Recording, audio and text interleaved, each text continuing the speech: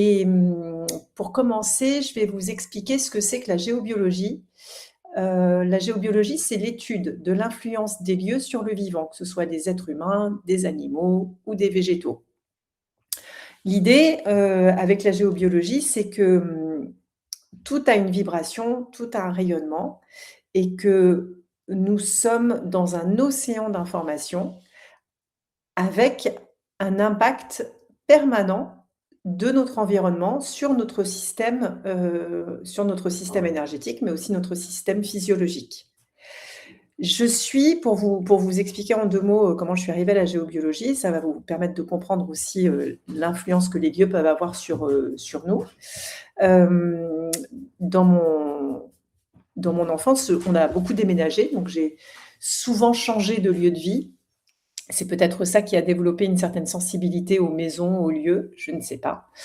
En tout cas, en grandissant et en devenant jeune adulte, j'ai développé une forme d'anxiété qui se manifestait notamment, quand j'arrivais quelque part. Donc par exemple, si on devait aller dîner, avec des amis, je pouvais pas anticiper mes sensations et ça m'arrivait assez régulièrement de faire des malaises vagos ou de me sentir mal, d'avoir vraiment un mal-être, physique dans certains lieux sans avoir aucune explication.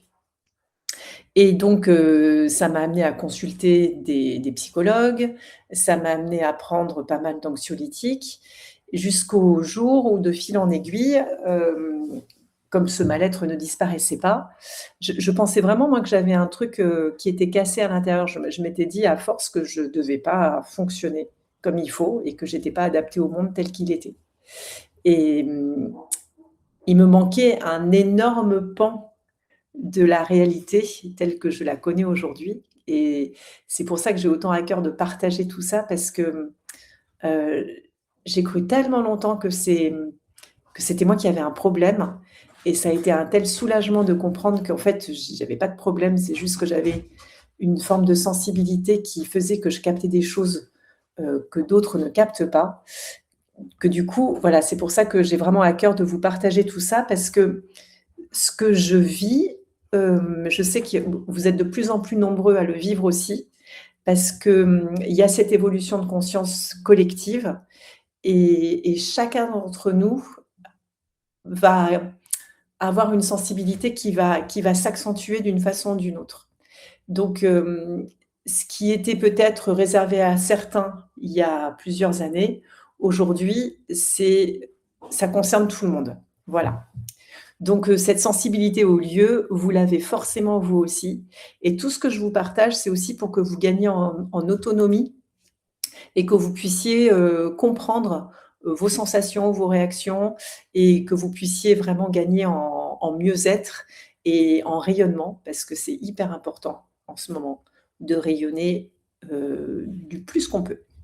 Donc dans les lieux, pour revenir à ma petite histoire personnelle, je ne savais pas quand j'arrivais quelque part si j'allais me sentir bien ou pas bien et je ne comprenais pas pourquoi je me sentais bien parfois et pas bien d'autres fois. Donc un jour, je découvre la géobiologie pendant une conférence où, le directeur de l'école de géobiologie que j'ai suivie par la suite se servait de cet outil qui s'appelle une antenne de Lécher pour nous expliquer qu'on était entouré, de divers phénomènes électromagnétiques invisibles, imperceptibles par nos 5 sens, invisibles à l'œil nu. Il nous a expliqué un truc que je trouve extrêmement clair et facile à comprendre, c'est que, il y a la lumière visible, le spectre de la lumière visible qui va du rouge au violet. Ça, on peut le percevoir avec nos yeux, mais on sait très bien pour autant qu'il y a de l'infrarouge en deçà du rouge et de l'ultraviolet au-delà du violet. Et que les infrarouges et les ultraviolets, on ne peut pas les percevoir, mais pour autant, on peut les mesurer avec des outils de mesure et on sait qu'ils existent. Et ben, avec cette antenne, on peut aller chercher, des phénomènes qui sont invisibles à l'œil nu et pourtant bien réels et des phénomènes notamment géobiologiques. Donc dans ces phénomènes géobiologiques, il va y avoir les énergies naturelles, les énergies artificielles créées par l'homme et les énergies, métaphysiques. Ça, c'est les 3 grands pans, c'est les 3 grands facteurs, pardon, qui nous impactent et qui nous influencent quand on arrive quelque part. Donc ce soir, ce que je vais vous proposer, c'est une introduction à la géobiologie, pour que vous compreniez qu'est-ce qui, quand vous entrez dans un endroit, qu'est-ce qui potentiellement, va avoir une influence sur votre état général. Il y a un truc qui est très important pour moi, c'est de comprendre que parce que tout ça, ça peut devenir un petit peu anxiogène et on peut, se mettre à anticiper, de façon négative tous les parasitages possibles qu'il peut y avoir autour de nous. C'est pas du tout le but, parce que nous sommes des êtres qui nous adaptons à notre environnement en permanence, donc notre système compense tout le temps, les évolutions, les variations, électromagnétiques de notre environnement, donc ça, c'est parfait comme ça.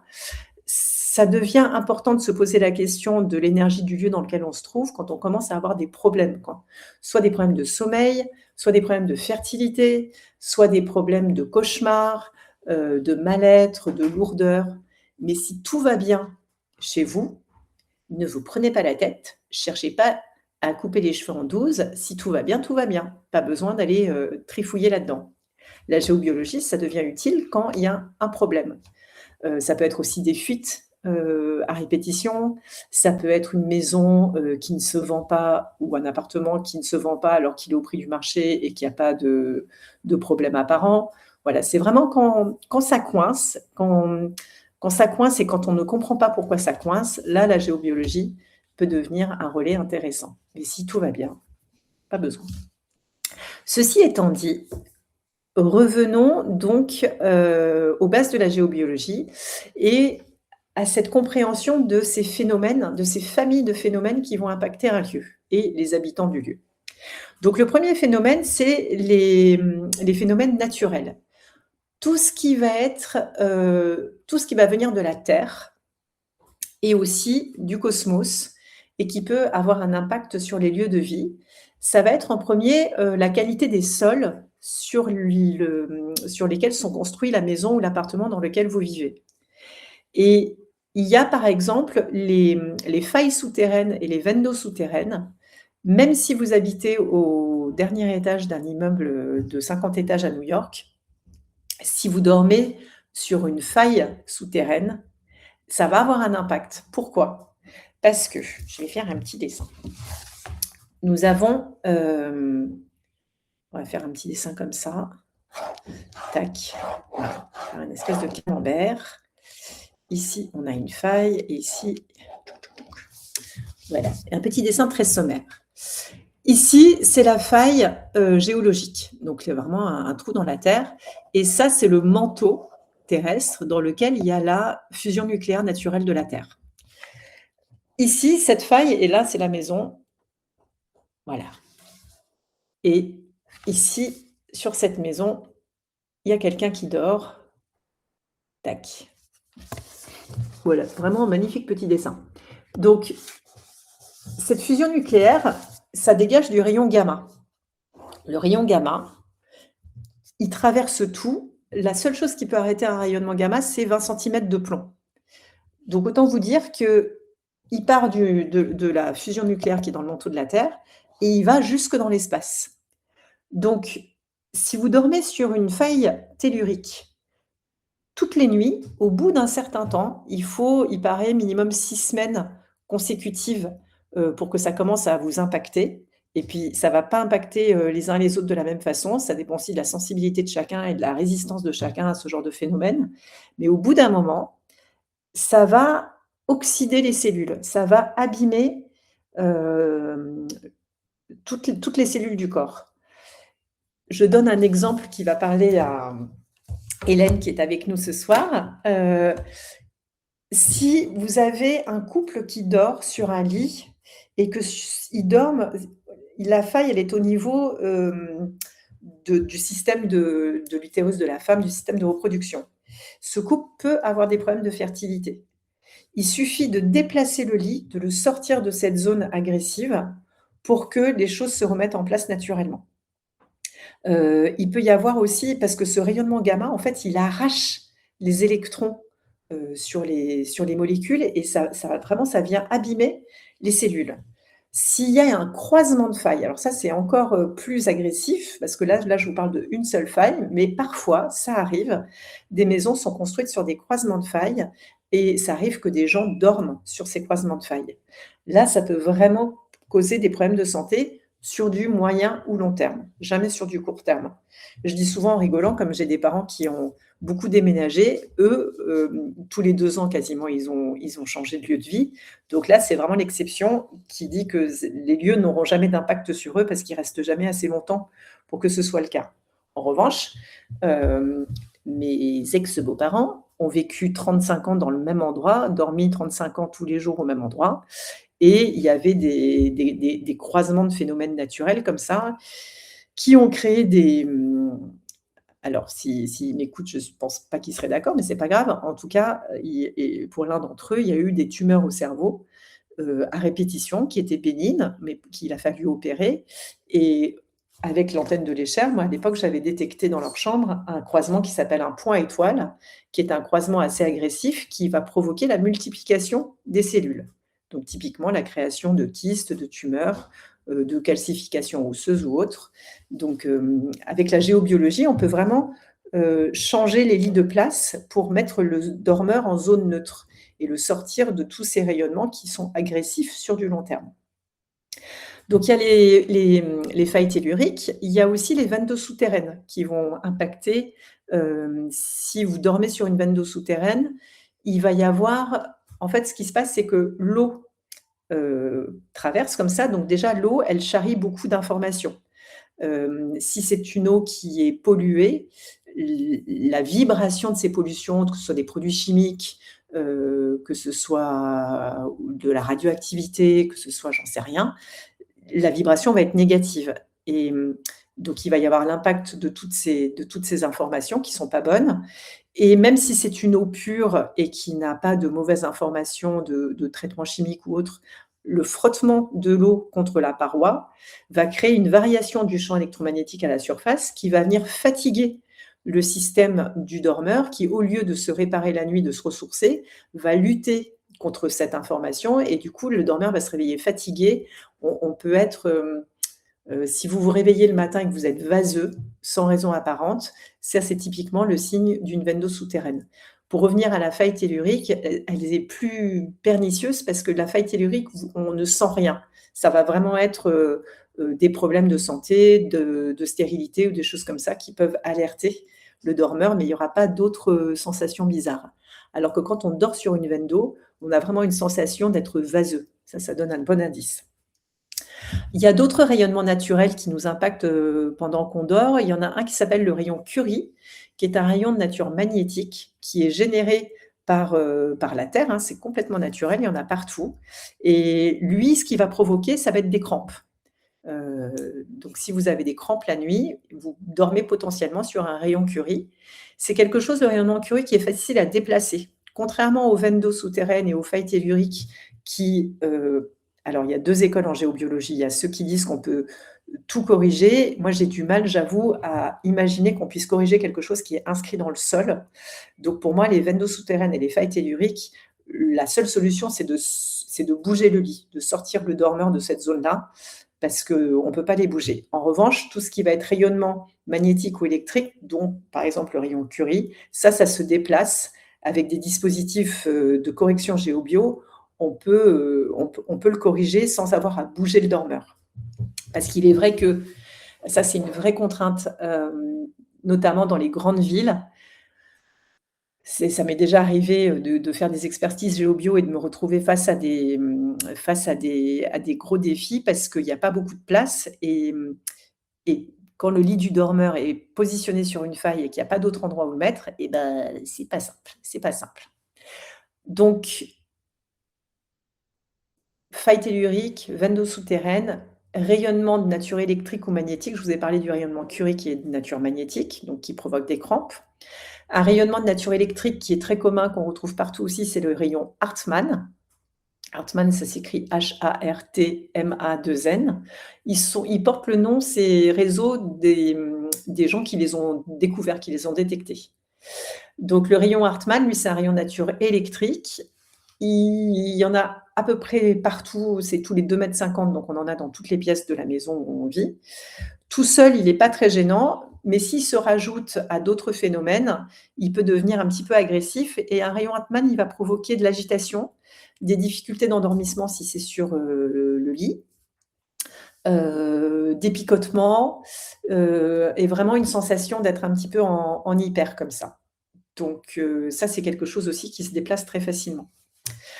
Ensuite, qu'est-ce qu'on a comme grand rayon? Il y en a un qui est assez agressif, qui s'appelle le grand diagonal. Comme son nom l'indique, il est orienté, nord-est-sud-ouest, donc il est en diagonale par rapport aux 4 points cardinaux. Il est plus rare parce qu'il est en fait, ces rayonnements, il faut imaginer un petit peu comme les mailles d'un filet. Il y a la Terre qui est comme ça et c'est le noyau terrestre, le frottement du noyau interne-externe qui va générer ces différents rayonnements et qui vont se disposer comme des gros filets autour de la planète. Donc les mailles du filet du rayon Hartmann sont plutôt très serrées, parce qu'on le retrouve tous les 2,50 m dans la maison, alors que les mailles du filet du grand diagonal sont beaucoup plus espacées, parce que lui, c'est tous les 20 mètres à peu près, si je me souviens bien de mes cours. Ce grand diagonal, il est de nature électrique, et lui, il va activer la production des cellules. Donc il balance, il balance, il balance. S'il y a une centrale électrique ou s'il y a un gros pylône électrique, ça va l'attirer aussi. Il va se mettre dessus. Donc si vous habitez proche d'une centrale électrique ou d'un gros pylône, vous savez, des pylônes qu'on voit là dans les champs, ça va forcément attirer un grand diagonal pas loin de là où vous êtes. Et ce grand diagonal, si on dort dessus ou si on travaille dessus, ça peut provoquer par exemple des phénomènes comme les épines calcanéennes, des excroissances osseuses douloureuses au niveau des épaules. Ça, c'est le grand diagonal qui provoque ça. Après, qu'est-ce qu'on a d'autre? On peut avoir dans les rayonnements naturels, alors attendez, je vous ai parlé du Hartmann, du Curie, du grand diagonal, des failles telluriques et des veines d'eau souterraines. Ensuite, quand ils se superposent, ces phénomènes les uns aux autres, eh ben, les effets pathogènes et délétères sont de plus en plus importants. Les phénomènes géobiologiques ne s'additionnent pas, ils se multiplient. Si vous avez un croisement de rayonnement Hartmann, qui tout seul est plutôt neutre, le croisement, ça va multiplier le phénomène et donc il peut y avoir vraiment un inconfort beaucoup plus important que si c'était juste une paroi toute seule. Donc, tout ça pour dire que là où c'est important d'observer ces phénomènes et de les corriger parfois, c'est là où on reste c'est là où on reste longtemps. Donc, ça va être les lits, les bureaux, le canapé ou la cuisine éventuellement si c'est quelqu'un qui adore cuisiner.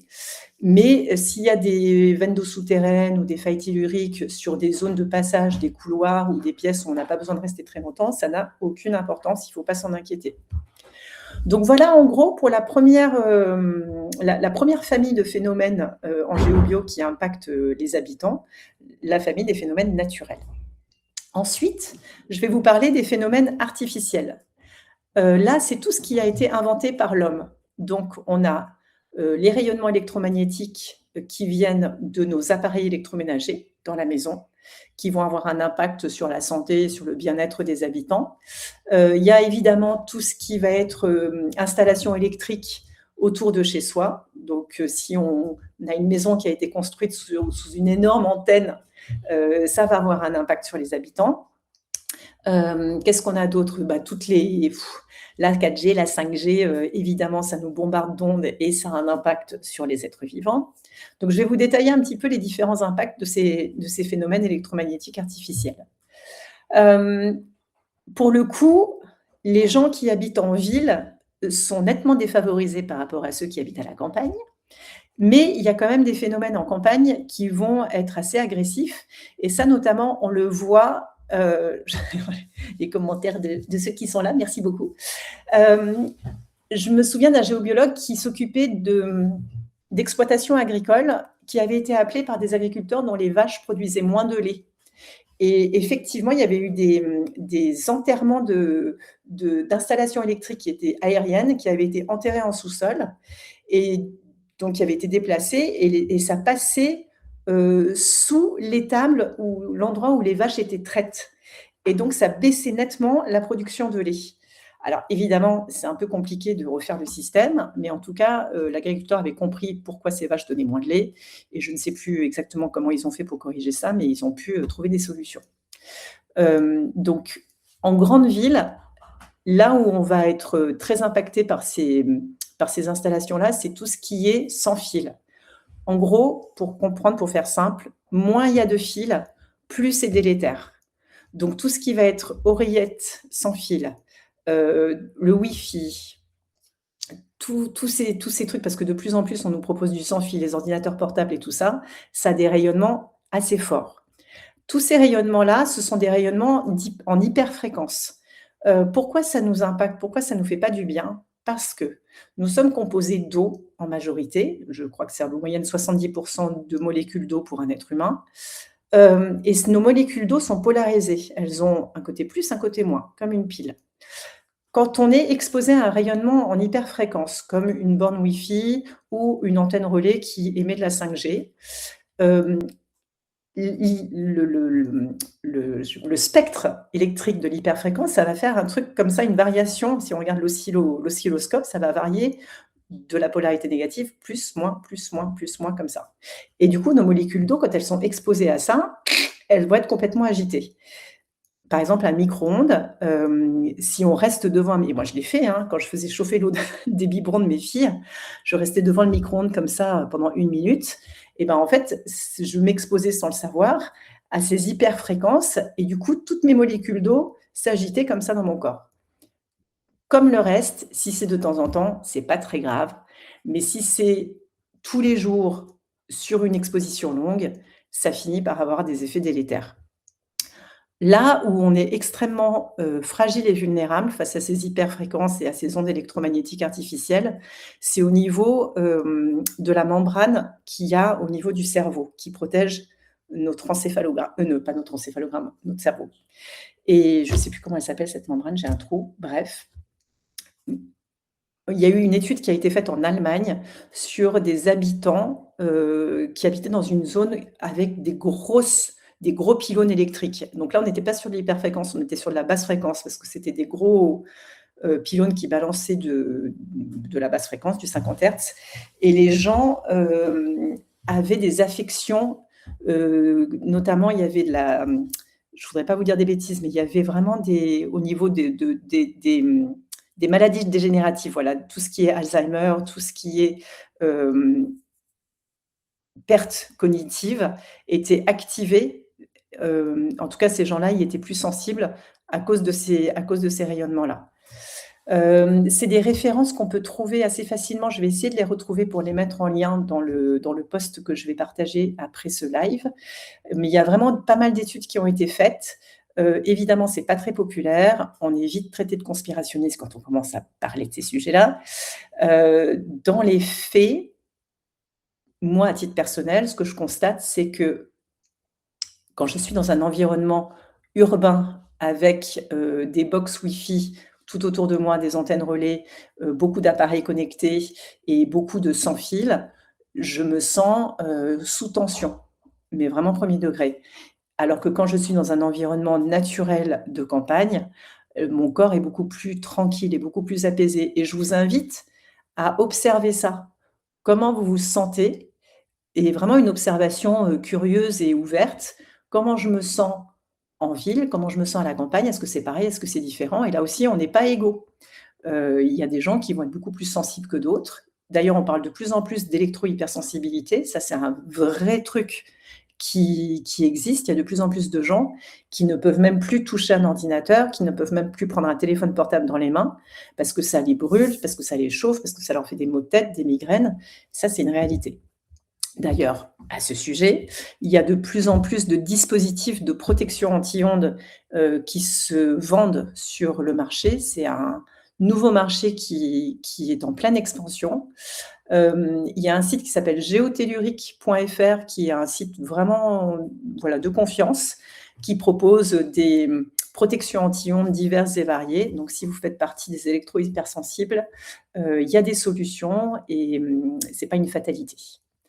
Voilà pour, vite fait, vous brosser le tableau de l'influence des ondes électromagnétiques créées par l'homme sur nous. Juste en passant, les plaques à induction aussi, surtout pour les femmes enceintes, c'est vraiment pas top, il faut pas rester devant. C'est un peu comme les micro-ondes, ça envoie de l'hyperfréquence et c'est pas bon du tout. Et pour les box Wi-Fi, on dit que c'est bien de les éteindre. Ça vaut le coup, si vous êtes en maison et que vous êtes isolé, d'éteindre la box la nuit. En revanche, si vous êtes dans un immeuble et que vous éteignez votre box, mais que tous les voisins la gardent allumée, bon, ça ne changera pas grand-chose. Voilà. Voilà pour les ondes électromagnétiques artificielles. Alors, troisième phénomène, et pas des moindres, parce qu'évidemment, ça va être mon préféré, ça va être les influences métaphysiques dans les lieux. Alors, de quoi s'agit-il?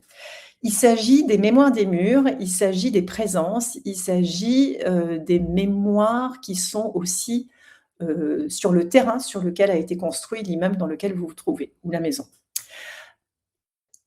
Pour que vous puissiez comprendre comment ça marche, la matière est constituée de 99,999999% de vide. On a des atomes qui sont eux-mêmes constitués d'un noyau autour duquel tournent des électrons. Entre le noyau et les électrons, il y a du vide. Et en fait, c'est dans ce vide, au sein de chaque atome, que va se loger l'information. C'est pour ça qu'une maison où il y a eu des disputes, une maison où il y a eu des gens qui ont été malades, une maison où il y a eu de la souffrance, une maison où il y a eu de la tristesse, une maison où il y a eu de la dépression, on le sent quand on rentre. C'est chargé, c'est lourd. Parce que l'énergie suit la pensée, l'énergie suit les émotions. Les émotions ont un impact. Quand vous arrivez devant quelqu'un qui est rayonnant, qui est heureux, qui est joyeux, vous le sentez. Quand vous arrivez face à quelqu'un qui est lourd, qui est triste, qui est fermé, vous le sentez aussi. Et c'est pareil dans les lieux. Ces émotions, c'est une information qui va se loger dans la matière, dans ce vide entre le noyau et les électrons de l'atome. C'est là où se loge l'information. Donc, nos murs se chargent, nos objets se chargent, nos objets peuvent s'informer aussi. C'est comme ça qu'on peut avoir des objets rituels. Si par exemple on ramène ou on achète des masques africains ou d'autres cultures qui ont servi à faire des rituels qui avaient une vocation religieuse ou sacrée, ça peut être des énergies très compliquées à avoir chez soi. Il faut vraiment faire attention à ça. Pareil, quand on aime chiner, quand on aime la brocante, moi je fais partie de ces gens qui adorent chiner, les bijoux notamment vont être informés par la personne qui les a portés et il peut vraiment y avoir des espèces d'accords presque magiques entre un objet et la personne qui l'a possédé avant qu'il arrive chez soi. Donc ça, c'est à observer, c'est à savoir. Les mémoires, toutes ces informations qui se logent comme ça dans les objets, etc., c'est des choses qui se nettoient assez facilement. C'est pas très compliqué. Après, il y a les présences. Donc les présences, ça va être 2 catégories de présences dans les lieux. Vous avez les gardiens des lieux et vous avez les âmes en peine ou les défunts qui sont là et qui se promènent et qui sont rattachés au lieu ou aux habitants qui étaient là avant vous. Si on parle des gardiens des lieux, il y a 2 catégories de gardiens des lieux. Il y a les gardiens de lieux sacrés et il y a les gardiens de lieux d'habitation communs. Les gardiens des lieux sacrés, c'était des énergies qui avaient été mises en place par les druides ou par les curés ou par les templiers qui connaissaient, qui avaient ces connaissances-là à l'époque pour préserver les lieux de culte de toute destruction, de toute qu'on les abîme pas, en gros. Et il arrive que ces lieux de culte aient été détruits et que par-dessus, on construise des maisons, des lieux d'habitation, ou alors qu'ils soient transformés en lieux d'habitation. S'il y a eu un gardien qui a été placé pour défendre ce lieu de toute intrusion, il va poser énormément de problèmes aux habitants qui, ne sachant pas ce qui s'est passé à l'époque, arrivent dans une maison qu'ils croient être impeccable et en fait, il peut y avoir c'est des endroits en fait où il y a que des problèmes. et sans aucune explication. Et c'est tout et n'importe quoi. Ça va de la fuite d'eau en passant par, de la casse, des je sais même pas quoi vous dire, mais des voilà, toujours des embêtements. Donc ça, c'est vraiment un truc à connaître, à savoir et là, pour le coup, il faut faire appel à un géobiologue ou un énergéticien ou un magnétiseur pour, entrer en lien avec cette énergie et négocier avec elle. C'est vraiment de la négo pour que voir si elle veut bien, quitter les lieux et faire autre chose. Donc ça, c'est un truc assez particulier. Après, dans toutes les maisons, dans tous les lieux, il y a un gardien du lieu qui, lui, est plutôt neutre, qui est associé à l'endroit, qui peut devenir un allié si on commence à entretenir une relation avec. C'est un peu aussi ce on peut l'appeler l'âme de la maison. Voilà, toutes les maisons, elles ont leur personnalité, elles ont, hem cette âme de la maison, elle peut avoir des petits caprices, elle peut avoir, des envies, des besoins et elle aime bien qu'on reconnaisse sa présence. Elle est souvent positionnée à côté de la porte d'entrée de la maison. Hem, D'ailleurs, ça me rappelle une fois, j'étais intervenue dans un loft parisien et il y avait eu des gros travaux qui avaient été faits et je comprenais pas parce que le gardien du lieu, il était au milieu d'un mur et du coup, c'était bizarre alors que d'habitude, il est près de la porte et la porte, elle était peut-être à 3 mètres de là où je le détectais. Et du coup, j'ai demandé au propriétaire et ils m'ont expliqué qu'en fait, c'était effectivement l'emplacement de l'ancienne porte, mais comme tout avait été refait, voilà, la porte avait été déplacée. Mais du coup, le gardien du lieu, lui, n'avait pas bougé, était resté à cet endroit-là. Donc ça, c'était assez rigolo. Et cette énergie-là, ce gardien du lieu, il est toujours bienveillant. Quand on arrive quelque part dans une nouvelle maison, c'est bon de le saluer, de faire connaissance, de rentrer en lien avec lui, donc soit directement si on a la capacité de se relier à ce genre de phénomène, soit aussi en passant par l'intermédiaire d'un énergéticien, d'un géobiologue ou d'un magnétiseur et de lui dire, voilà, qu'on est heureux d'être là, de le remercier, de nous protéger, de faire attention à la maison, de faire attention aux animaux quand on n'est pas là. C'est vraiment une relation à tisser.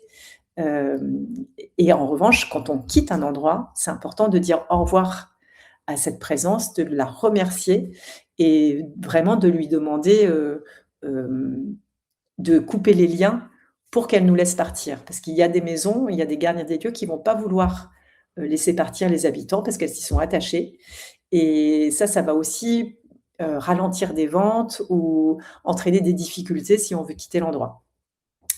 Donc voilà pour les gardiens des lieux et ensuite il y a les défunts. Alors les défunts, les âmes en peine, ce sont des présences qui ont vécu dans les endroits. Alors parfois c'était d'autres endroits parce qu'ils ont été détruits et d'autres maisons ont été reconstruites derrière.